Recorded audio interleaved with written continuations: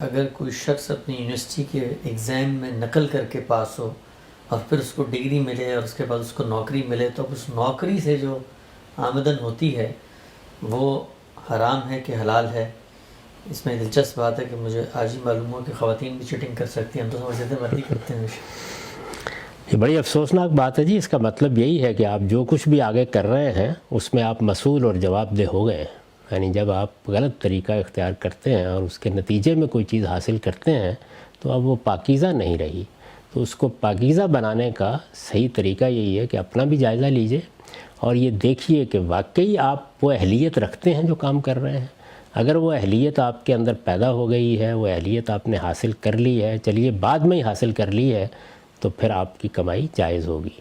لیکن وہ عمل جو آپ نے کیا تھا اور جس وقت کیا تھا، بہرحال وہ آپ کے گناہوں میں ایک گناہ لکھا گیا، اس کے لیے آپ کو جواب دہ ہونا ہے۔ لیکن اس وقت یہ دیکھنا چاہیے کہ آپ جو کام کر رہے ہیں کیا فی الواقع اس کے اہل ہیں۔ ایسا ہوتا ہے نا بعض اوقات کہ آپ نے امتحان میں تو کوئی اس طرح کا معاملہ کر لیا، لیکن بعد میں تجربے سے، دوسروں کے ساتھ ملنے سے آپ کی اہلیت ہو گئی۔ تو یہ نہیں کہ جو کچھ پیچھے ہوا ہے وہ معاف ہو جائے گا، وہ آپ کے نامہ اعمال میں درج ہو گیا، لیکن اب کم سے کم اس کا جائزہ ضرور لیں۔